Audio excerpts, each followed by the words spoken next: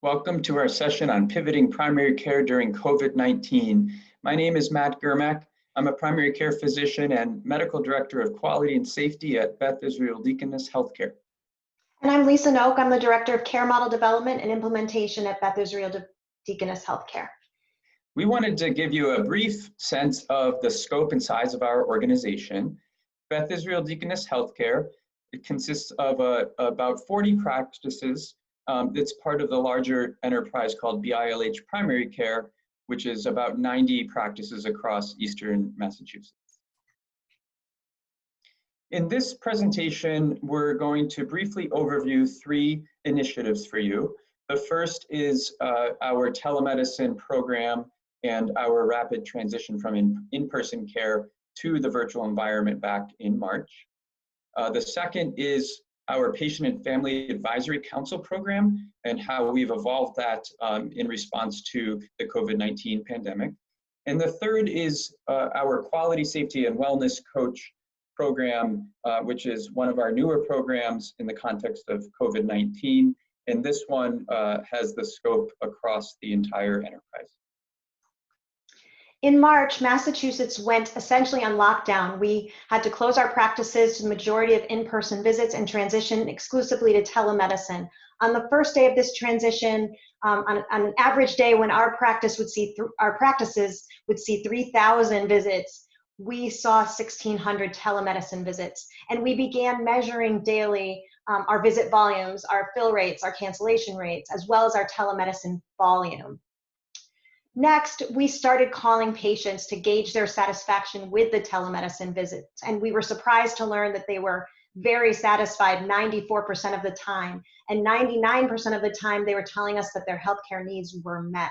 We also found that calling patients was not just an exercise for us in data collection, but it was a patient experience tactic because patients were answering the phone, they were feeling isolated, and they were feeling that the human contact was very valuable during this time. As an update as to where we are with volume today is July 15th, and we are seeing an average of 2,400 patients each day, with 1,100 of those being in-person visits. The second programmatic initiative we wanted to share with you is our organization's Patient and Family Advisory Council.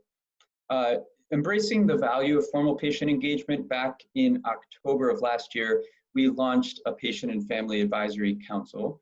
And for the first several months, we held monthly in-person meetings and started to engage our patients around a variety of topics.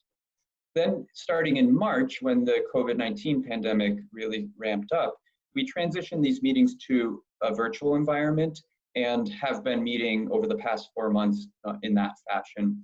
And as you can see on the slide, we've covered a number of topics over recent months in the context of COVID-19 pandemic.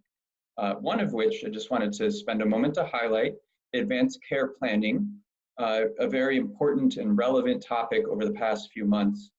We presented this to the group of 8 patient advisors who make up the PFAC for input and feedback around this topic, specifically, the content and information patients might want to receive by way of education about this topic and how they might want to receive that logistically.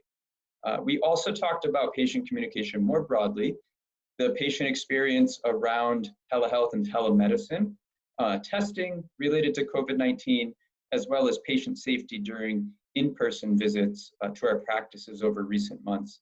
Through this program, we've gained invaluable information firsthand from patient advisors on behalf of all of our patients, and we consider this a very valuable initiative going forward. Lastly, we've implemented a quality, safety, and wellness coach across all of our practices. We have weekly safety forums, which we have approximately 100 attendees covering topics like psychological safety, safety tools like See One, Do One, Teach One, donning and doffing PPE, and virtual patient rooming. The safety coaches also are able to share their best practices, including areas of disinfection, signage, and waiting spaces. And as this role evolves, it will include peer support and wellness. So thank you for tuning in to this brief overview. We hope that describing these 3 initiatives the transition to a virtual care environment, the Patient and Family Advisory Council, as well as the Quality, Safety, and Wellness Coach Program have highlighted some of the values of our organization, namely quality, safety, patient and care team experience, access, and providing, effective and efficient care. We're happy to answer questions or provide more information going forward, and our email addresses are listed here for your information. Thank you very much. Thank you.